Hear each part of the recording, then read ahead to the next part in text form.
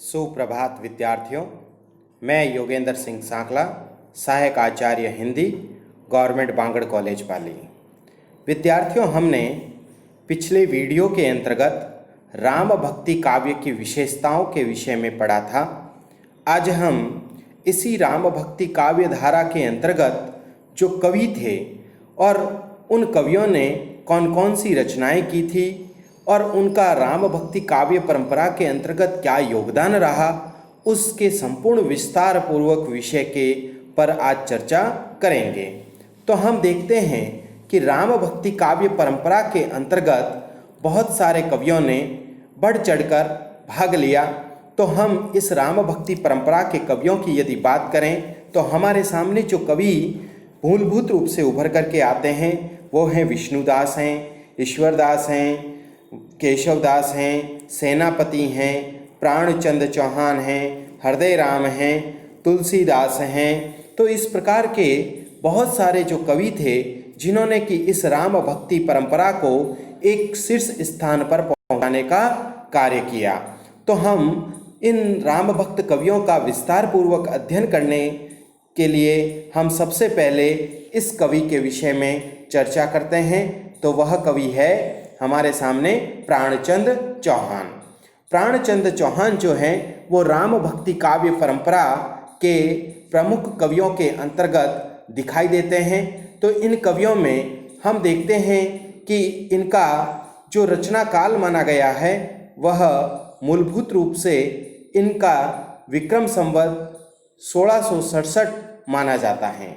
इनकी प्रसिद्ध रचना रामायण महानाटक मानी गई है। इनके द्वारा ही राम कथा को नाटक के माध्यम से प्रस्तुत करने की परंपरा शुरू हुई। इनकी रचना पर संस्कृत के हनुमान नाटक का गहरा प्रभाव है। यह जो हनुमान नाटक है वह हृदय राम जी का जहाँ था, जो कि संस्कृत का था। तो इनकी इस रचना के ऊपर हम यदि ये देखें प्राणचंद जी की रचना पर, तो वहाँ पर हनुमान नाटक का गहरा प्रभाव हमें देखने को मिलता है। इन्होंने राम भक्ति परंपरा को शीर्ष स्थान प्रदान करने में योगदान दिया। तो हम देखते हैं कि राम भक्ति परंपरा के अंतर्गत प्राणचंद जी के द्वारा जो रचित रामायण महानाटक नामक जो रचना है, यह रचना अत्यंत ही महत्वपूर्ण है, जो कि प्रभु श्री राम के जीवन चरित्र और उनके स्वरूप को पूर्ण रूप से उद्घाटित करने वाली प्रतीत होती हैं। इसी परंपरा के अंतर्गत अगले कवियों के रूप में यदि हम देखें तो हमारे सामने आता है नाभादास। नाभादास जी का राम भक्ति परंपरा के अंतर्गत बहुत ही महत्वपूर्ण योगदान रहा। राम भक्त कवियों में इनका शीर्ष स्थान माना जाता है।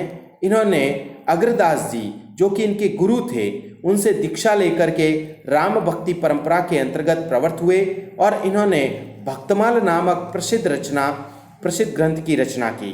यानी कि उनकी जो प्रमुख जो रचना मानी गई हैं वह है भक्तमाल। भक्तमाल के अंतर्गत उन्होंने प्रभु श्री राम की भक्ति का पूर्ण रूप से चित्रण किया है और उनकी संपूर्ण लीलाओं का बखान हमारे सामने देखने को मिलता है, जिसके अंतर्गत उन्होंने सांप्रदायिक भेदभाव को छोड़कर सभी भक्तों का यश वर्णन किया है। यानी कि वहाँ पर उन्होंने नाभादास जी ने उच्च और निम्न वर्ग सभी प्रकार के जो राम भक्त कवि थे, उन सभी भक्त कवियों में भेदभाव की भावना को समाप्त करने के पश्चात उन भक्तों के यशोगान का उन्होंने यथार्थ वर्णन किया है। कहा जाता है कि नाभादास जी के भक्तमाल से ही भक्ति काव्य परंपरा का एक जो कवियों की जो समूची चेतना थी या एक कवियों की जो कतार थी वह हमें वहीं से देखने को मिलती हैं। उनका जो जीवन चरित्र और उन्होंने कौन कौन सी रचनाएं की, उस सभी का वर्णन नाभादास जी ने अपने भक्तमाल के अंतर्गत किया था।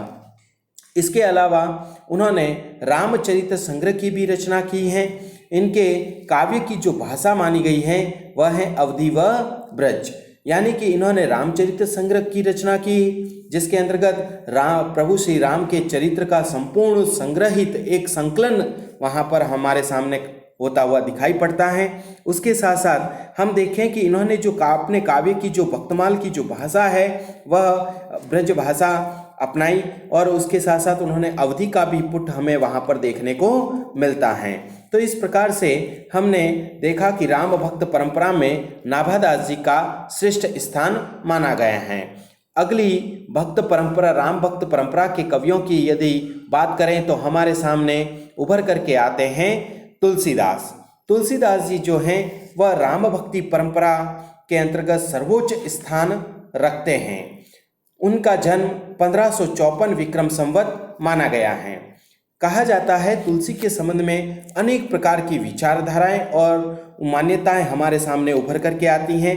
कहा जाता है कि इनके पिता का जो नाम था वह आत्माराम था, माता का नाम तुलसी था। कहते हैं कि जब तुलसीदास जी का जन्म हुआ तो जन्मते ही उन्होंने राम शब्द का उच्चारण किया था और राम शब्द का उच्चारण करने के कारण से ही बचपन में उन्हें राम बोला नाम से भी जाना जाता है। कहते हैं कि तुलसी बाल्यकाल से ही एक उनके ऐसे उनका जो जन्म हुआ वह बड़े ही मूल नक्षत्रों के अंतर्गत हुआ। तो जन्मते ही उनके जीवन में अनेक प्रकार की कठिनाइयाँ और संघर्षों से वो जूझते रहे और जीवन पर्यंत तक उन्हीं समस्याओं और संघर्षों का सामना करते हुए अपने जीवन स्तर को सुधारने का उन्होंने सार्थक प्रयास किया। कहा जाता है कि तुलसीदास जी जो है वह दुबे ब्राह्मण जाति के माने जाते हैं। बाद में जब ये बड़े होकर इन्होंने नरहरिदास जी से शिक्षा ग्रहण की तथा नरहरिदास जी से शिक्षा ग्रहण करने के पश्चात वे एक सामान्य मानव की भांति एक सांसारिक जीवन की ओर बढ़े, तब उनका जो विवाह है वह रत्नावली नामक युवती से हुआ। कहा जाता है कि तुलसीदास जी जो है वह अपनी पत्नी रत्नावली से बहुत ही अधिक प्रेम करते थे।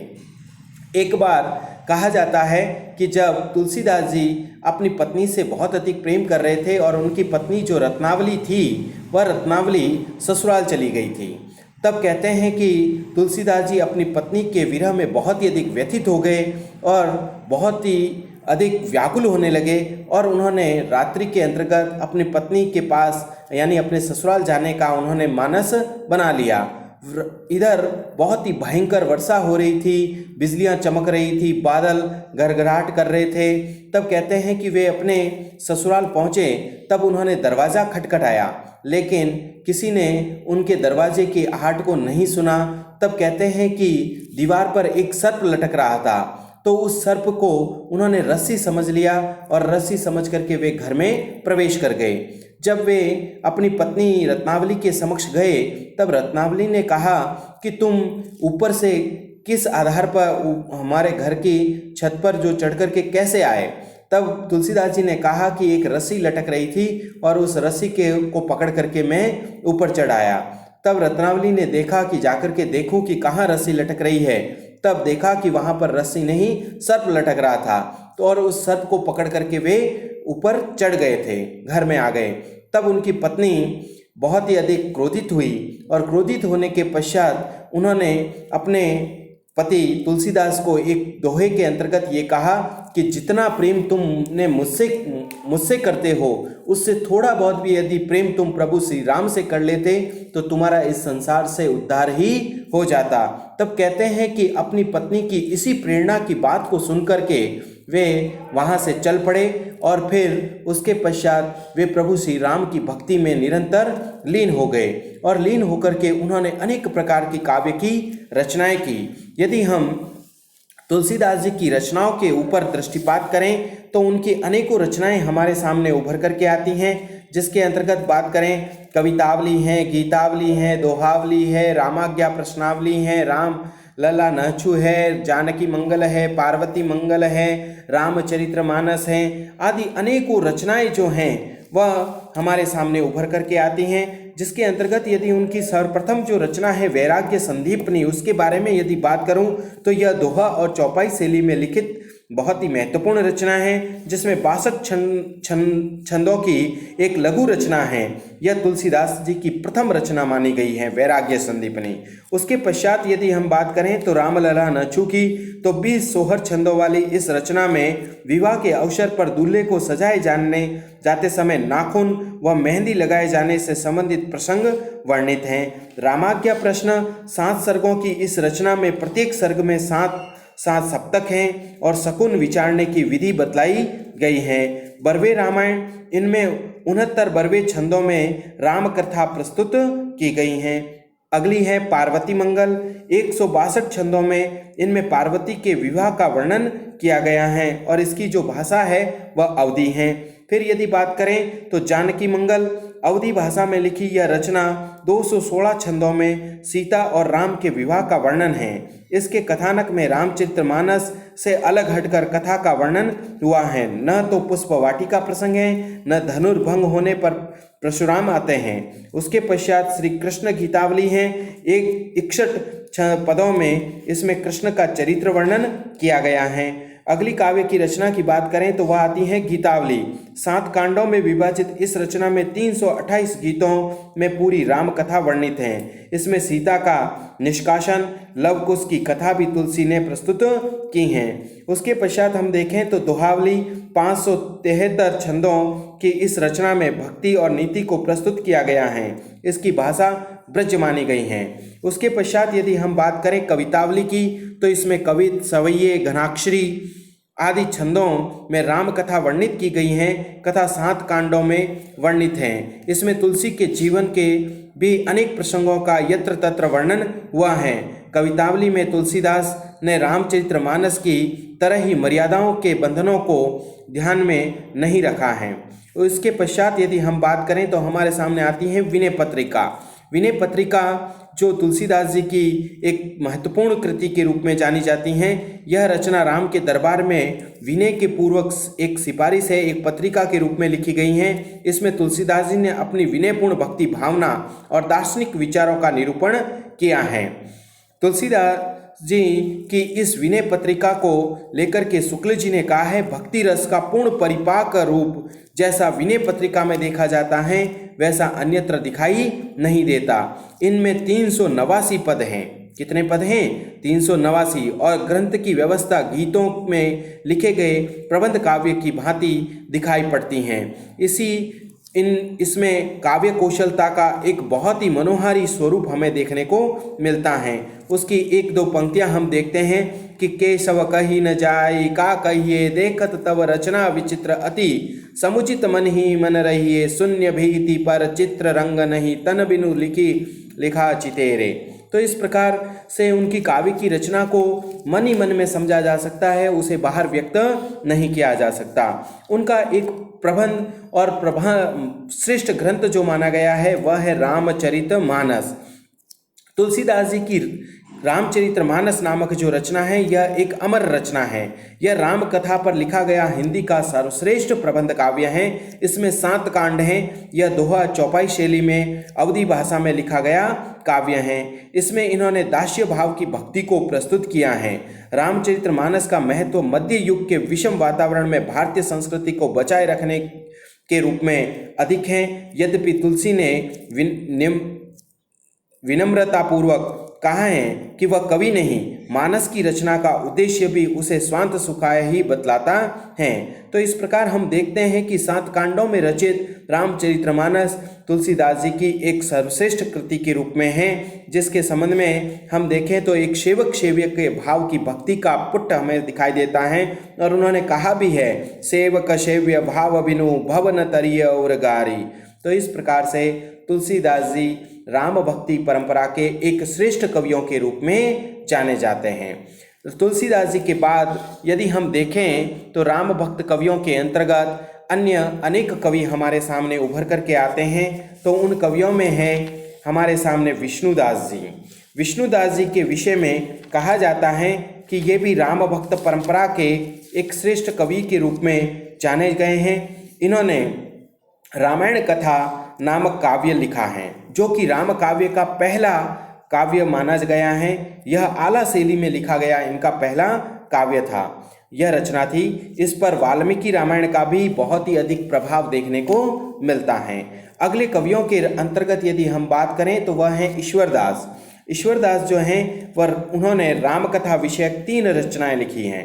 पहली है राम जन्म, दूसरी हैं अंगद पेज, तीसरी हैं भरत मिलाप। इसमें भरत मिलाप इनकी सर्वाधिक लोकप्रिय रचना मानी गई हैं। यह करुण रस से संबंधित रचना है जो कि अवधी भाषा में लिखी गई हैं।